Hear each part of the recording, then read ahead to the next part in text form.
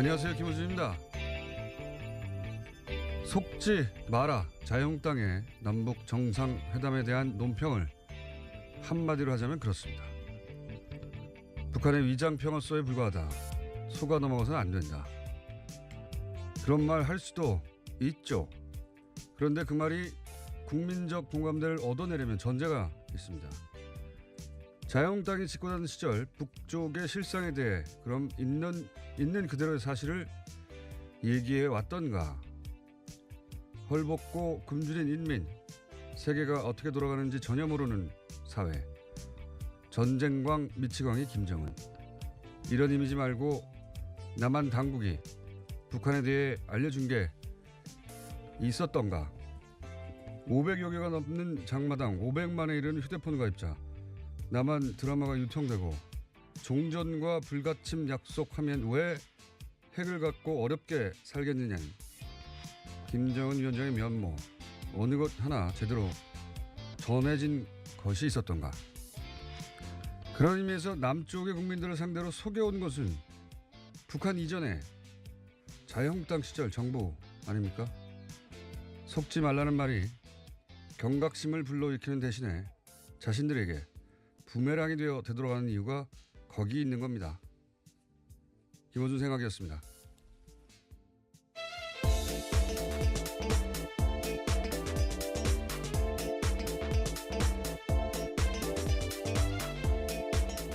시사인의 김은지입니다. 자유한국당 논평이 그 정도 나올 줄 저는 몰랐어요, 사실은. 근데 점점 더 사실 심해지고 있는데요. 네. 어제는 심지어 홍준표 대표가 주사파와 함께 이면 합의했다라는 식의 이야기까지 했습니다.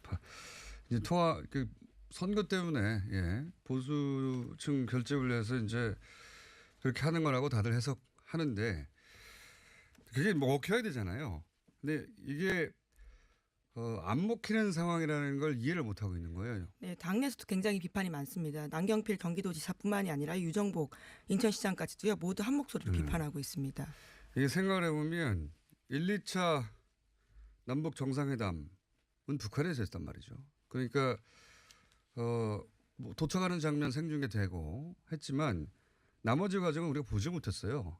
근데 이번 정상회담 같은 경우는 첫 순간부터 우리가 봤단 말이죠. 어떤 대화가 오가는지, 어떤 상황인지, 마지막 중간에 도보다리 회담 장면, 헤어지는 장면까지 주요 과정을 생중계했어요. 네, 굉장히 공개적이고 투명하게 보이는 장치들이 많았습니다. 그 과정에서 김정은 위원장이 어떤 사람인지 각자 충분히 느낄 만큼 노출이 됐어요. 그래서 사람들이 각자 자신의 감각으로 느낀 거거든요. 아, 저런 말투, 저런 표정, 김정은 위원장이 저런 사람이구나. 회담은 어떤 분위기에서 진행됐구나. 그냥 다른 사람의 판단이나 매체의 도움 없이 자신이 직접 느낀 거예요. 직접 보고 판단했다. 이 대목이 굉장히 중요합니다. 이건 자유한국당이 지금 그게 아니야. 또는 조중동 같은 매체들의 과거처럼 장난을 친다고 바꿀 수 있는 게 아니에요. 이게 여기다 대고 니들이 몰라서 속고 있는 거야. 이렇게 말을 하면 우리 국민들 내가 속았나 하고 그렇게 넘어갈 바보가 아니거든요. 그런 굉장히 근본적인 인식의 대전환, 일대사변 그런 게 막 벌어지고 있는 상황에서 이건 좋다 싫다 할 수 있는 일이 아니에요. 그냥 벌어진 거예요, 그냥. 본인이 싫다고 해서 되돌릴 수 있는 게 아니에요. 그러니까 남쪽 보수 세력은 사실은 대북 전략, 혹은 선거 전략을 근본적으로 다시 짜야 되는 건데 여기서 속지 말라는 얘기는 국민들한테 니들이 몰라서 그래. 이런 말을 하는 거거든요. 그러면 반감이 거꾸로 들죠, 오히려. 무슨 소리야, 내가 다 봤는데. 네, 심지어 스스로도 말이 계속 꼬이고 있는데요. 어제 당 공식 입장 내면서 기자들과 질의응답했습니다. 그러면서 주사파의 숨은 합의로서 판문점 선언에 민족 자조원칙이 있다 이런 이야기 했었거든요. 그러니까 이제 기자들이요 어떤 질문했냐면요. 1972년에 7.4 남북선언에도 그 부분이 있기 때문에 그럼 박정희 전 대통령도 주사파냐라고 물어보니까요. 다시 공부하고 질문하라면서 답을 회피했습니다. 이게 무슨 일이 벌어지고 있는지 파악이 제대로 안 되고 있는 겁니다. 기본적으로. 이거는 그게 아니라고 아무리 얘기해봐야 거의 주요 과정이 전 과정이 생중계됐기 때문에 국민들 한 사람 한 사람이 자기 판단을 가져버린 거거든요. 그걸 바꿀 수 있는 게 아니에요. 이제는 이 근본적인 차이가 있다. 과거의 정상회담과 남쪽으로 넘어와서 모든 과정은 아니지만 주요 과정들이 생중계됐고 그 과정에서 김정은 위원장이 어떤 사람인지 충분한 교감, 내가 직접 만난 것 같은 거거든요. 바꿀 수가 없어요. 그러니까 남북 정상회담 성과 공감하는 여론이 각종 여론조사에서 80%대 네, 넘어가지 그렇습니다. 않습니까? 네. 탄핵보다 더 높은 거예요, 이게. 생각해 보시면. 탄핵도 70% 후반, 80% 초반이었거든요.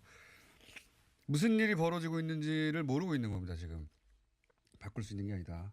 자, 첫 번째 뉴스는 뭡니까? 예, 도널드 트럼프 미국 대통령이 북미 정상회담 장소로 판문점을 언급했습니다. 자신의 트위터에 쓴 글인데요. 많은 나라가 북미 정상회담 장소로 검토되고 있지만 남북한 접경 지역인 평화의 집, 자유의 집이 제3국보다 더 대표성을 띠고 중요하며 지속 가능한 장소가 아닐까라고 남겼습니다. 그러면서 트럼프 대통령은 한번 물어본다라고 했는데요. 기존에 언급되던 스위스, 싱가포르, 몽골이 아닌 한반도 남쪽 땅을 공개적으로 지목한 겁니다.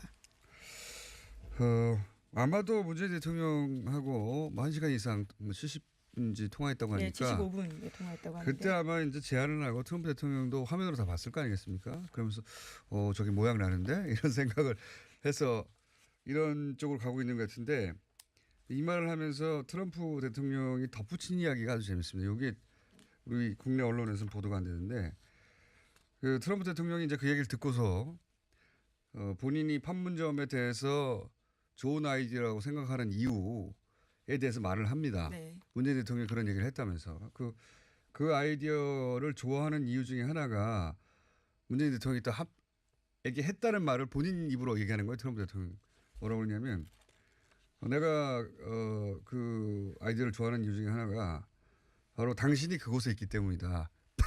저 이거 듣고 빵 터졌거든요. 굉장히 어떤 면에서 로맨틱한 이야기긴 한데요. 브로맨스 아닙니까 이게 지금.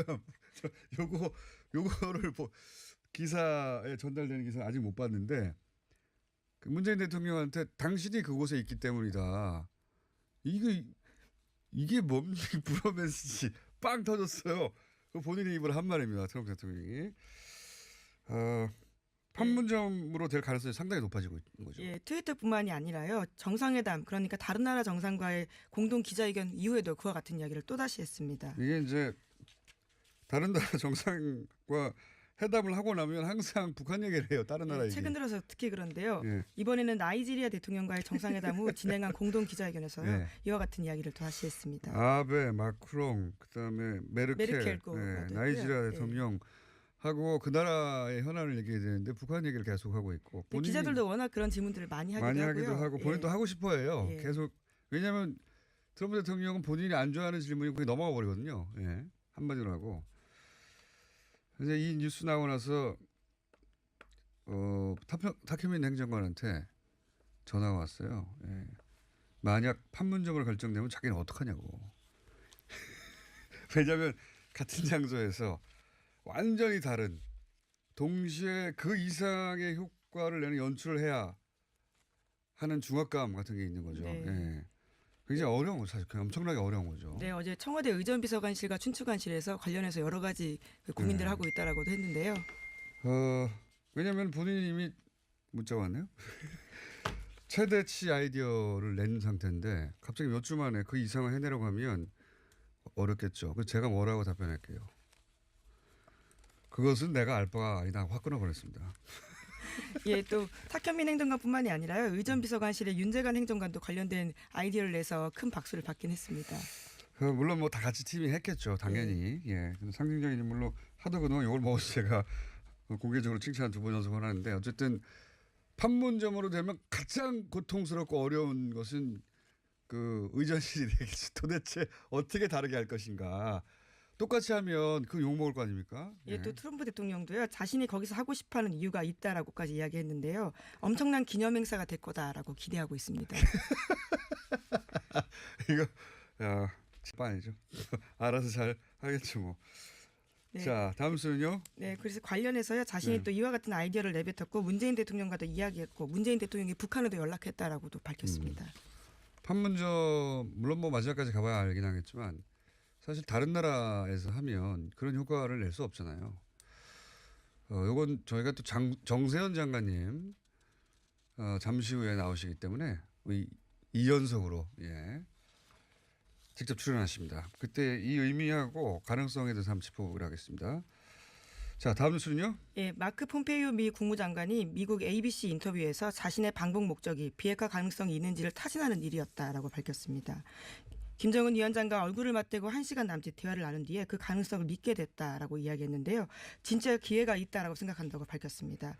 특히 김 위원장과의 CVID, 그러니까 완전하고 검증 가능하며 불가역적인 방식의 비핵화 방법론을 깊이 있게 논의했다라고도 덧붙이기도 했습니다.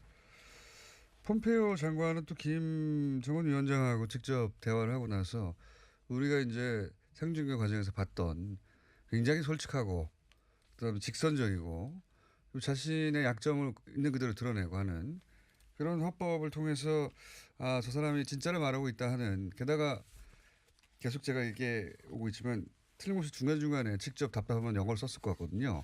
예.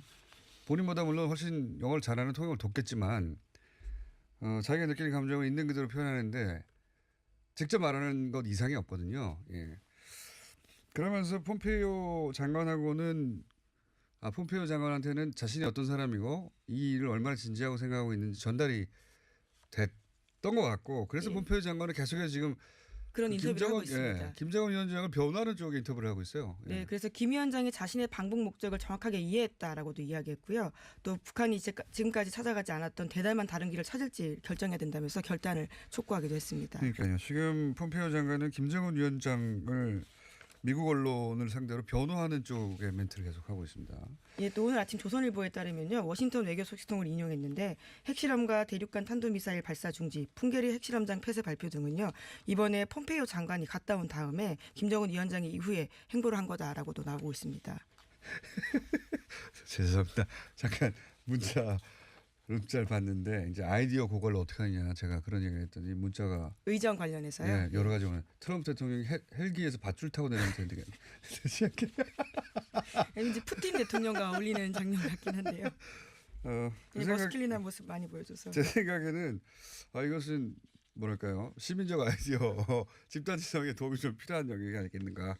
자, 다음 뉴스는요. 네, 남북 정상회담 뒷이야기를 좀 더 공개했어요. 청와대가 밝힌 내용들이 있습니다. 지난 4월 27일에 남북 정상회담장에서 문재인 대통령이 김정은 북한 국무위원장에게 책 한 권과 USB를 건넸다라고 하는데요. 문재인 대통령이 구상하는 한반도 신경제 공동체에 대한 설명 자료라고 합니다. 예, 그건 또 저희가 잠시 후에 전문가 정세현 전 장관 나오시니까 얘기하기로 하고요. 저희가 미니가 하나 준비되어 있어서 네, 짧게 그러면 한두 가지만 더 네, 말씀드릴까요? 노벨상 얘기도 또 나왔어요 보니까. 예. 이희호 여사가 문재인 대통령에게 축전을 보냈는데요. 여기에는 수고했다, 큰일 해냈다라는 성과 평가와 함께요. 말미에는 노벨상 탓이라라는 덕담도 있었다라고 합니다. 그러자 문재인 대통령이요, 노벨상은 트럼프 대통령이 받아야 한다라면서 우리는 평화만 가져오면 된다라고 밝혔다라고 합니다. 이거 제가 주장하는 거 아닙니까? 문재인 대통령이 뉴스공장 듣는 거 아니에요? 근데 여기서 제가 광팔고 끝내야 되겠습니다. 작년부터 핵전쟁 얘기할 때마다 뉴스공장에 줄기차게 얘기한 게 두 가지가 있습니다. 하나는 전쟁 안 난다 이거 하나고 또 하나는 트럼프 대통령이라서 종전평화협정까지 갈 수 있을 거다. 이 얘기 했지 않습니까 저희가? 예. 네, 그랬죠. 기록으로 남아 있습니다. 그러니까 핵으로 긴장감을 의도적으로 끌어올리는 면이 있다. 트럼프 대통령이 갑자기 핵 위기로부터 세계를 구한 슈퍼히로 그러면서 노벨상을 받고 이런 그림을 혼자 그리고 있을 것이다. 네, 그럼 헬기에서 내려올 만도 하네요. 네, 이거 뉴스공장에서 제가 지속적으로 가장 먼저 얘기했는데 아무도 칭찬 안 해줘서 자체 칭찬하고 넘어가도록 하겠습니다. 오늘 여기까지 하겠습니다. 시사인의 김은지였습니다. 감사합니다. 자, 바로 어제 시간이 짧아서 다 끝내지 못한 일본 반응 좀 짚어보겠습니다. 일본 측 반응도 저희가 신경 써야 될 주요 주변국이라 일본 게이센 여학원대 이영채 교수님 연결됐습니다. 안녕하세요. 네, 안녕하세요. 네, 우선 그 북일 정상회담 하루 이틀 지났기 때문에 이제 그 일본 그 언론의 반응도 좀 정리가 됐을 것 같은데 대체로 어떻습니까? 예, 일본에서도 뭐 어쨌든 북일 정상회담 개최의 여론이 좀 많이 기대가 높고요. 어허. 또 그 가능성이 보였기 때문에 이제 네. 일본에서 이야기하는 것은 납치 문제가 진정으로 이번 기회에 해결될 것인지에 대한 관심이 많은 것 같습니다. 그리고 또 한 가지는 이 북한이 왜 북일 정상회담에 응하려고 하는 걸까? 역시 경제적인 기대를 하고 있지 않느냐라는 것에 대한 분석도 있는 것 같고요. 네. 하지만 그 납치 문제 가족 중에서 그 요코다 메구미 씨라고 하는 초등학교 때 납치된 이 여학생의 유가족들인데 예. 이분들이 처음으로 북일 관계에서 이번이 가장 기대된다라고 직접 당사자들이 높은 기대를 지금 보이고 있습니다. 그 그러니까 일본 입장에서는 그 납치 문제를 거론하면서 이제 뭐 도덕적 혹은 외교적 우위에 좀 서보겠다. 그리고 그러면서 아베 총리도 납치 문제로 뜬 정치인 만큼 다시 위기를 극복해 보겠다. 이런 복합적인 계산이겠죠? 예, 그렇죠. 어떻게 보면 일본이 북일 관계에서는 가해자의 입장이었지만 예. 이 2002년 북일 정상회담 때 김정일 국방위원장이 납치를 인정하면서 이게 가해자가 피해자의 이 입장이 돼버렸죠. 예, 예. 그래서 현재 북일 관계는 아주 특수한 관계인 게 이게 양쪽이 다 가해자이면서 피해자인 이 문제가 어떻게 해결될 것인가가 중요한 것 같습니다. 그러니까요. 그러니까 36년간의 식민 지배에 대한 보상 남쪽에는 이루어졌지만 북쪽에는 전혀 그런 게 없었죠. 이때까지 전혀 북한이 받아들이지도 않았고. 그렇죠. 그때 그 고이즈미 수상과 김정일 국방위원장의 이 정상회담에서 네. 북한도 이 경제 방식에 의한 국가 배상 문제로 어느 정도 합의가 되어 있는 거고요. 어느 정도는. 예. 당시에 약 100억 달러 정도의 금액이 벌써 공개되는 식으로 이야기가 있었기 때문에 그걸 지금 물가 계산하면 약 200억 달러에서 300억 달러 정도로 지금 계산이 되는 것 같아요. 300억 달러. 뭐 우리가 예상하는 것처럼 미국이 평화협정 종전 선언까지는 해줄지 모르겠지만 한국도 어떻게 보면 경제적 여유가 있지는 않고요. 경제 협력을 아마 그렇죠. 여러 가지로 제한은 가능하지만 실질적으로 물질적인 현금이 경제적 이익으로 대가가 들어가는 것은 일본의 경제 보상이 가장 유력하기 때문에 그렇죠. 일본은 결국 북한이 일본에게 협상을 응해올 것이다라고 계속 기대를 하고 있었던 거죠. 그러니까 북한이 지금 경제를 살리는데 예를 들어 36년간의 이제 식민 지배에 대해서 일본으로부터 보상을 받는다면 굉장히 큰 도움이 되겠죠. 일시에 뭐 현금이나 현물이 올 테니까요. 그리고 그런데 그 협상이 북일 정상회담을 하려면 그 협상 이야기가 반드시 나올 텐데 그때 이 그 납북 문제를 꺼냄으로 해서 협상에서 유리한 위치에도 좀 서보겠다. 혹은 뭐 외교적으로도 우위에 좀 서보겠다 이런 노림수가 있는 거겠죠, 그죠? 그렇죠. 북한의 가장 약점을 노리면서 될 수 있으면 금액이라든지 또는 협상에서 유리한 국면을 조성하려고 할 것이고요. 하지만 일본도 조금 생각을 해야 될 게 북한이 90년대 중반에 아주 경제 위기에 직면했던 시기에 어떠한 그 북일 정상회담과 지금처럼 핵카드를 가지고 어떤 세계적인 협상 지위를 가지고 있는 지금 현재 북한의 지위를 고려하면 일본만의 입장만을 만약에 고수하다 보면 오히려 외교에서 일본이 다시 고립될 수 있는 그런 위기도 있기 때문에 일본도 꼭 그렇게 유리한 상황만은 아니라고 보여요. 유리한 상황이 아닐 것 같고 오히려 저는 김정은 위원장 스타일상 인정하고 다 돌려보내버리고 거기서 제로베이스 다시 시작하자고 하면 그게 이제 협상 카드가 전혀 안 될 것 같거든요. 일본이 원하는 만큼의. 그렇죠. 그렇지만 우리가 저희들이 잘 생각해야 될 것은 한반도 냉전구조 해체라는 것이 어떤 일이 있어도 이게 북일 국회 정상화도 같이 가야 되는 맞습니다. 거거든요. 예.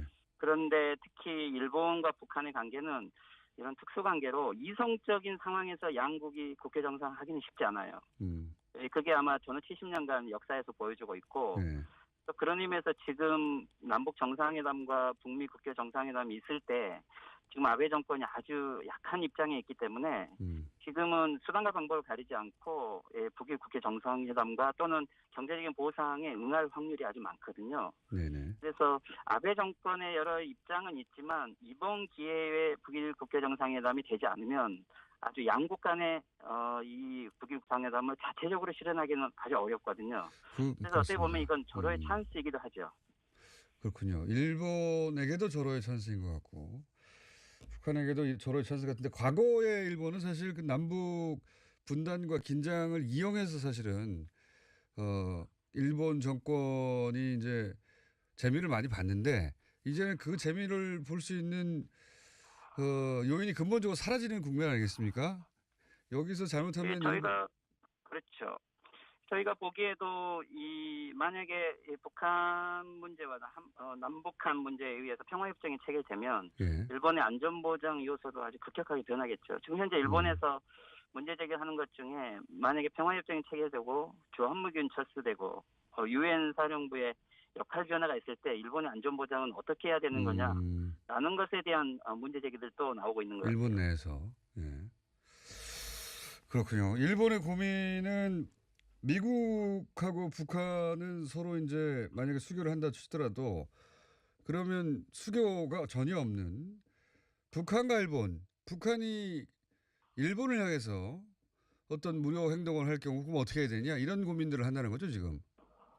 그렇죠. 예, 지금까지는 미일 안전보장이라는 속에서 특히 미국의 군사 우산 속에서 어떻게 보면 경제 성장만을 구축해온 일본인데 미국의 군사 안전보장의 이러한 역할이 약해졌을 때 일본의 안전보장은 어떻게 해야 되는 거냐라는 것에 대한 새로운 방식이 필요한데 일본은 지금까지 역사적으로 보면 청일전쟁이나 러일전쟁 등에서 그 한반도의 위기론이 일본의 안전보장이었지 한반도의 평화론에 일본이 1인자가 되는 안전보장론은 지금까지 별로 생각해 본 적이 없거든요. 100년 이상 그렇군요. 이런 새로운 안보 조성을 일본이 어떻게 보면 더 자주국방 또는 궁극지적인 방식으로 갈지 평화적인 외교자의 역할로 갈지 좀 기로에 서 있는 국면이라고 보여요. 아, 그럼 큰 틀에서 보면 그렇군요. 이 국면에서 일본이 자체적으로 안보를 확보하기 위해서는 양극단으로 갈 수 있다 이런 말씀이네요. 예. 그렇죠. 그리고 저희들이 물론 아베 정권이 이번 북일 국교 정상회담에서 아베 정권은 그 납치 문제를 아주 하드를 높여버렸기 때문에 예. 이 아베 정권 때 해결하는 것은 바람직하지만 혹시 그 납치 문제에 대해서 별로 성과가 없을 때 이것은 오히려 아베 정권에게 부메랑으로 돌아오기 때문에 그렇겠군요. 아베 정권에게도 이것은 좀 중요한 변수이고요. 아베 정권 입장에서 이렇게까지 납북자 문제를 내세웠는데 이게 성과가 하나도 없으면 아베 정권은 그야말로 기댈 데가 없어지는 거 아닙니까?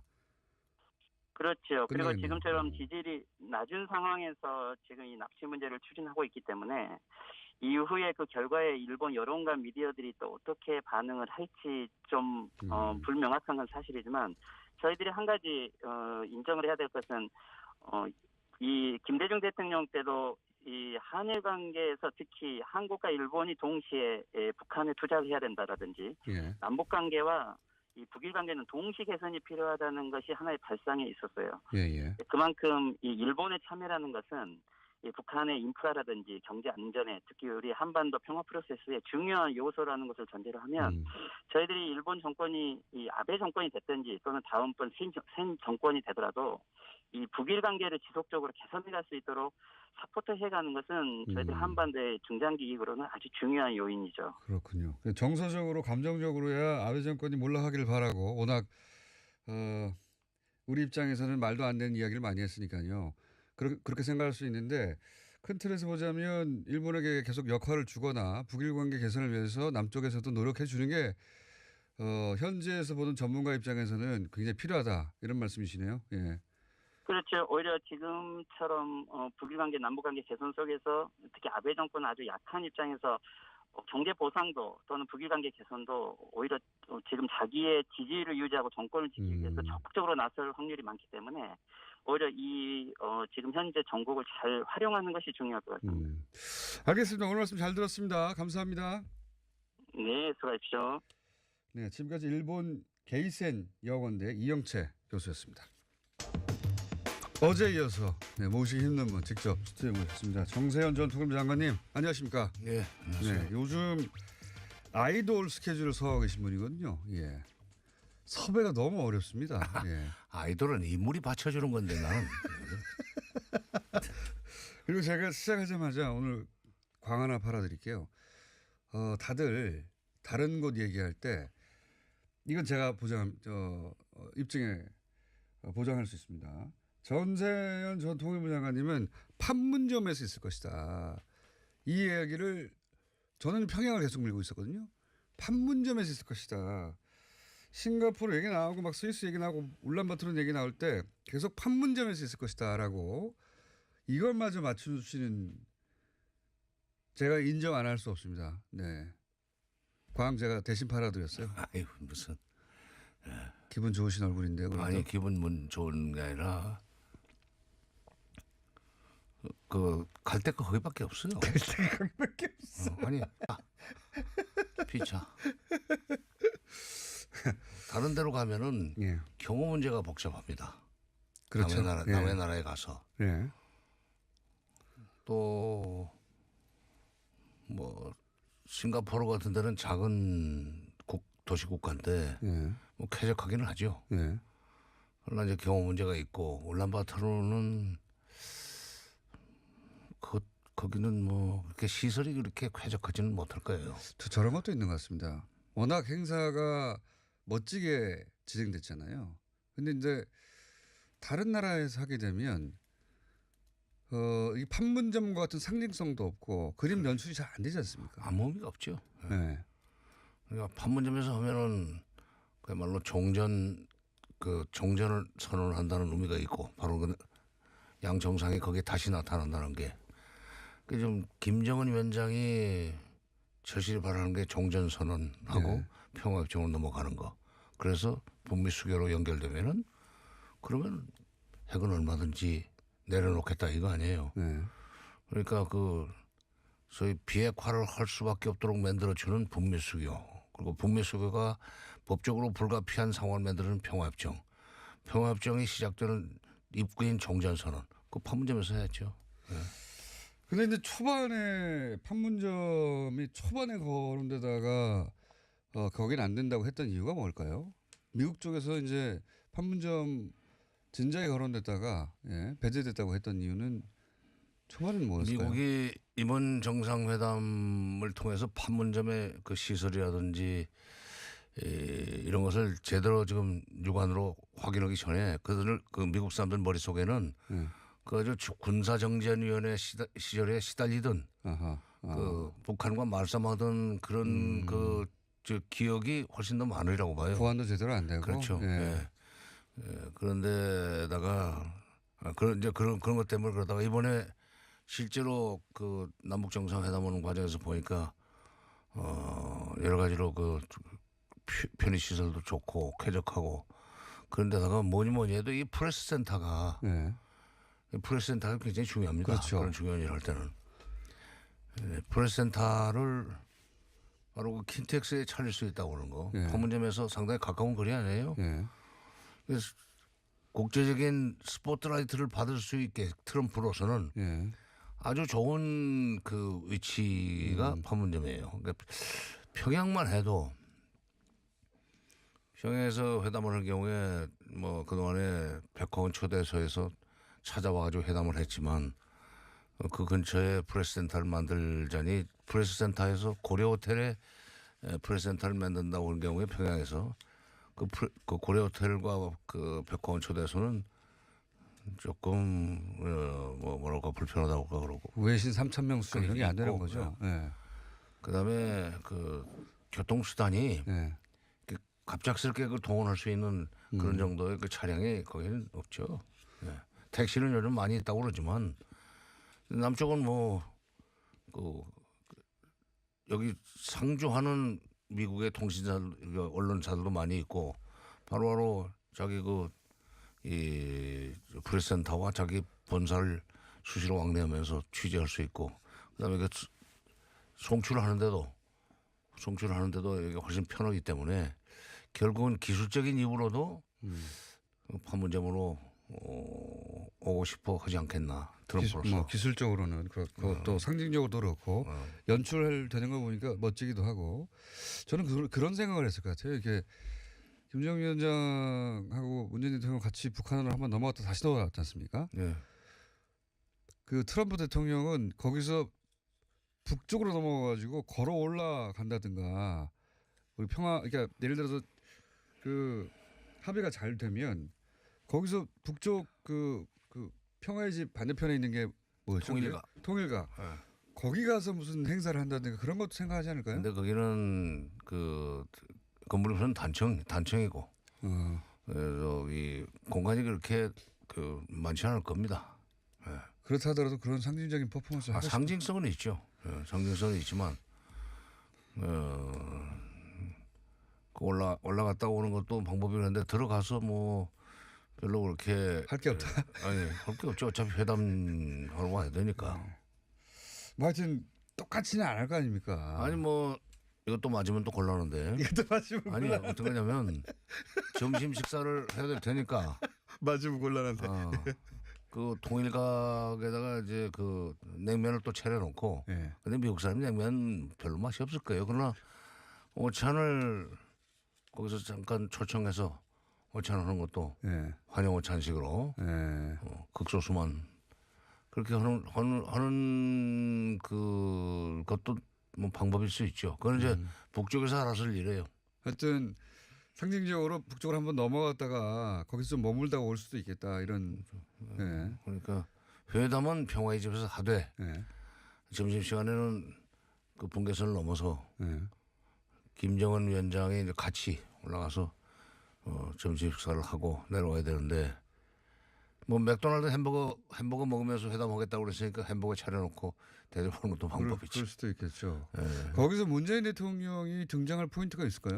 그거는 모양은 안 좋죠. 아니 예를 들어서 끝나고 나서 이제 어쨌든 그 손님 아닙니까? 정상이 왔는데 대통령이 나 몰라라고 안 나타날 수는 없는 건 다 끝난 다음에 나타나거나 뭐 이럴 수도 있지 않을까요? 끝난 뒤에는 끝난 뒤에 뭐 축하연이나 뭐 이럴 때. 만나야죠. 그건 만나야죠. 뭐 그냥 트럼프 대통령이 거기서 바로 오산 비행장으로 가가지고 예.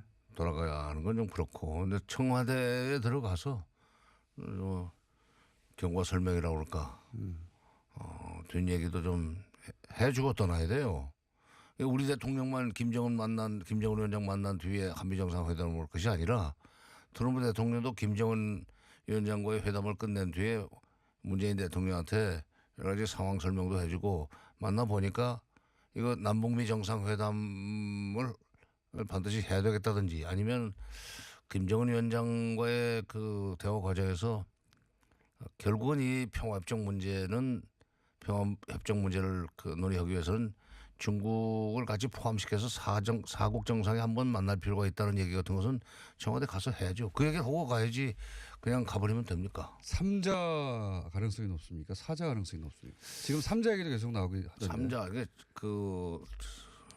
3자 얘기는 처음부터 2007년에도 3자 얘기가 나왔었어요. 그때 예. 부시 대통령이 중국 제외하고 남북미만. 그렇죠. 예. 남북미. 근데 그때 부시 대통령이 2006년 11월 달에 하노이에서 노무현 대통령 만났을 때 한 얘기인데 정확한 표현은 이거예요. 당신과 내가 김정은을 만나 이거예요. 그러다 보니까 이게 3자로 됐는데 부시 대통령은 아마도 그때 뭐 중국을 의도적으로 빼려고 그런 게 아니라 한반도 긴장의 원인인 남북, 예. 불안의 원인인 남북, 그리고 그거를 중재할 수 있는 미국, 예. 3자 만나면 되는 거 아니냐 하는 식으로 생각하지 않았겠는가. 정전협정의 유래 같은 건 잘 모르고 그러니까 공부를 안 했으니까 잘 모를 거예요.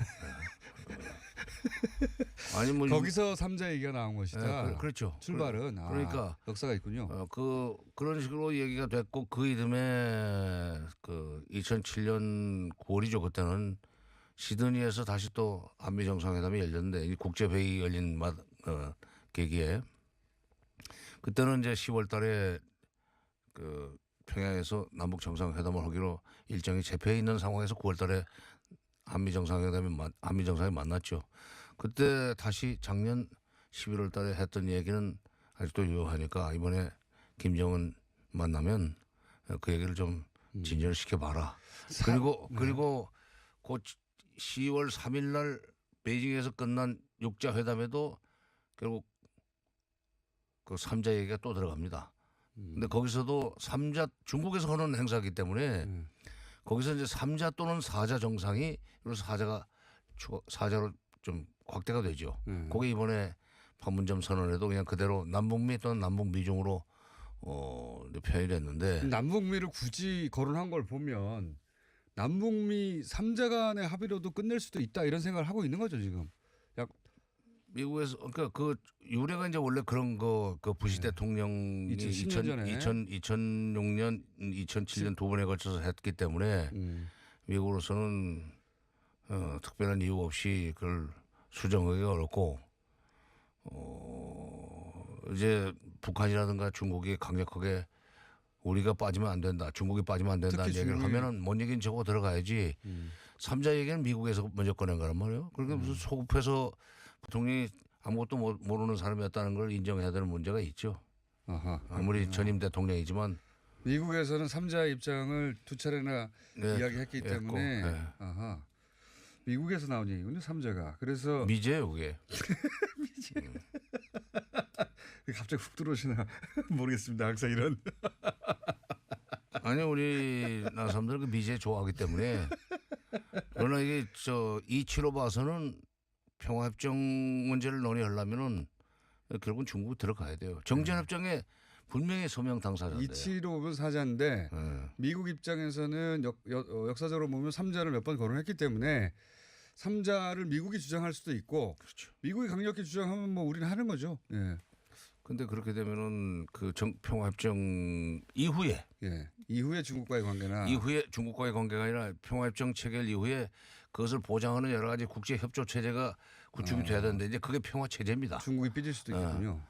중국이 협조하지 않으면은 지리적으로 북한과 바로 연결되는 강 하나를 사이에 두고 연결되어 있는 중국이 협조하지 않으면은 평화협정의 그 생명력이 현저하게 떨어진다고 봐야죠. 그러니까 알겠습니다. 북한을 통해서 중국이 우리도 들어가야 된다고 계속 얘기할 수도 있겠군요. 지난번 그 4월 26, 7, 8 김정은 위원장의 그 급작스러운 방중 예. 그때 시진핑 주석이 아마도 그런 얘기 하지 않았을까? 우리가 반드시 들어가야 된다 하는 주문을 했으리라고 봅니다. 알겠습니다. 그러면 3자 혹은 4자 둘 다 가능한 상태다 이렇게 보면 상황이다. 일단은 예. 미국으로서는 지금 중국을 압박할 필요도 있고 여러 가지 지금 미중 관계 불편해요. 예. 그래서 중국을 좀 빼고 싶어 하겠지만은 우리 입장에서는 미국을 설득해서 중국을 그 포함시켜 주는 게 좋고 미국이 중국을 애태우려고 마지막까지 그럴 수도 있겠군요. 있죠. 그래가지고 예. 또 다시 트럼프답게 예. 막판에 미중 무역 문제에 있어서 또 중국의 양보를 끊어내려고는 아주 탁월한 그 계산가예요. 네. 탁월한 장사꾼이죠. 예.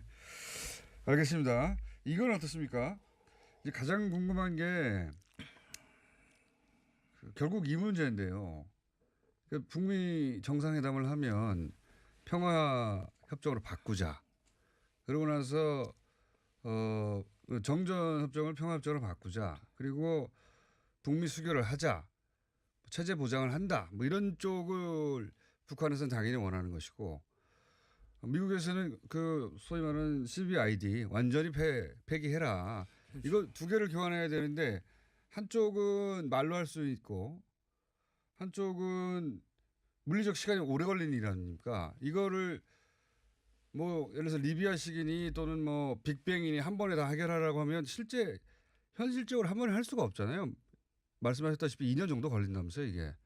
비핵화 과정 자체가. 아니 뭐 그것도 김정은 위원장이 결심을 해가지고 네. 빠른 속도로 여러 단계를 거쳐야 되는데 몇 개씩은 묶어가지고 한 번에 막 해야. 뭐 한 번에 하자. 네. 근데 그 대신 뭐 미국은 말로 내지는 종이로 합의문으로 하면 되지만 북한은 행동으로 보여줘야 되기 때문에 깨질 위험이 있다는 식으로 얘기를 하는 사람도 있는데 네. 미국도 말로만 해야 되는 게 아니고 북미 수교 같은 건 말로만 되는 게 아닙니다. 왜냐하면 완전히 대사급 그러니까 대사 관계를 수립하기 전에 네.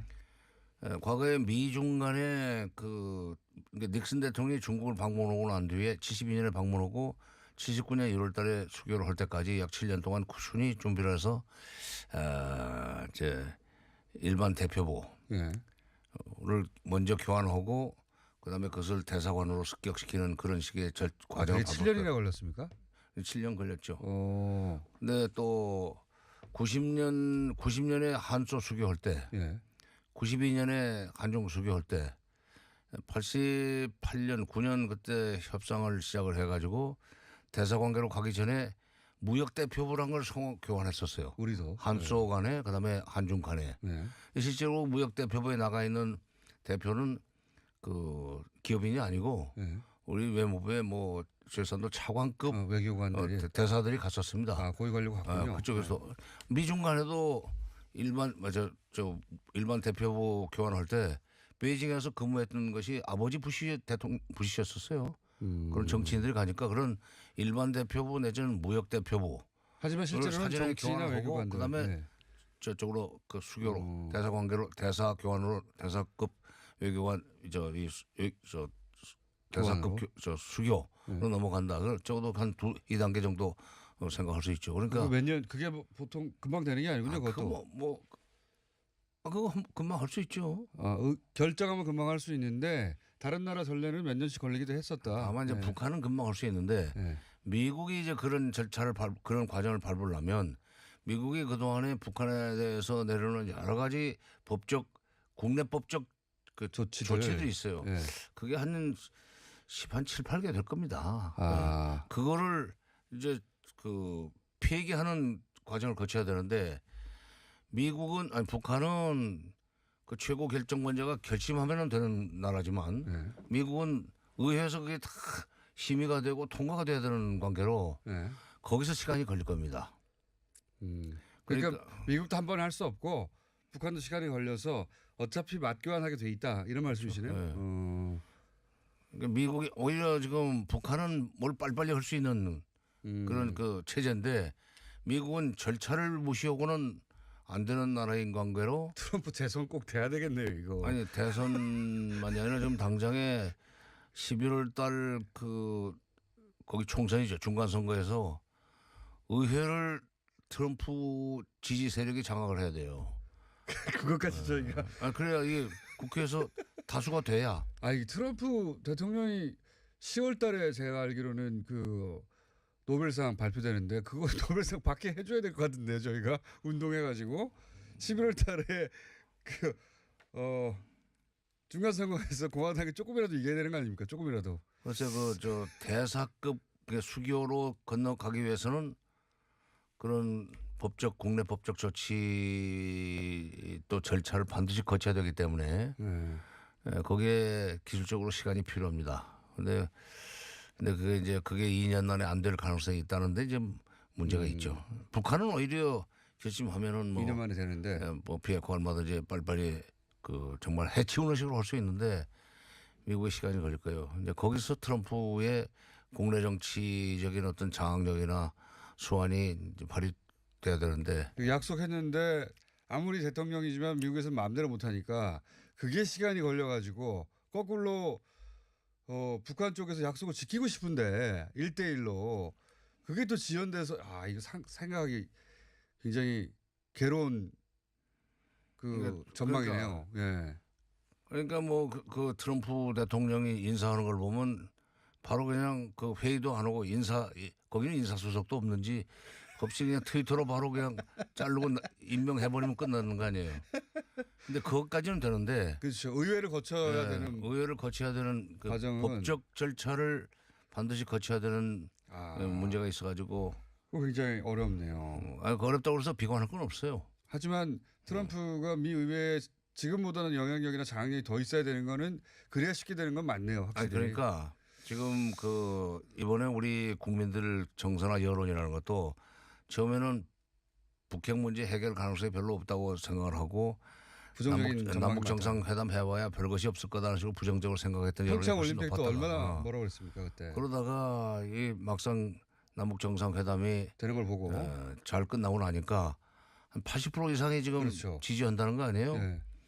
이 트럼프가 판문점에 와서 북미 정상회담을 아주 멋지게 해내고 또 김정은의 진정성이 보장된다고 입증이 됐다. 내지는 전달된다. 전달되면은 미국 여론도 바뀔 수 있고 맞습니다. 미국의 정치인이라고 하는 사람들도 그 표를 먹고 사는 사람들 아니에요. 맞습니다. 미국 여론이 바뀔 수 있을 정도로 지금 그 이 회담이 잘 되면은 의회 내에서의 의석수에 관계없이 그 해주고 빨리 비핵 문제를 북핵 문제를 풀자는 식으로 될 수가 있죠. 장관님 내일도 좀 나오시면 안 됩니까? 네. 오늘 다 끝났는데 그러니까 이제. 그렇게 하도록 하려면 오후만 더 가시나요? 북미 정상 회담에서 네. 5분이 다시 뵙겠습니다. 김정은 위원장이 잘해야 돼요. 정세현 전 통일부 장관.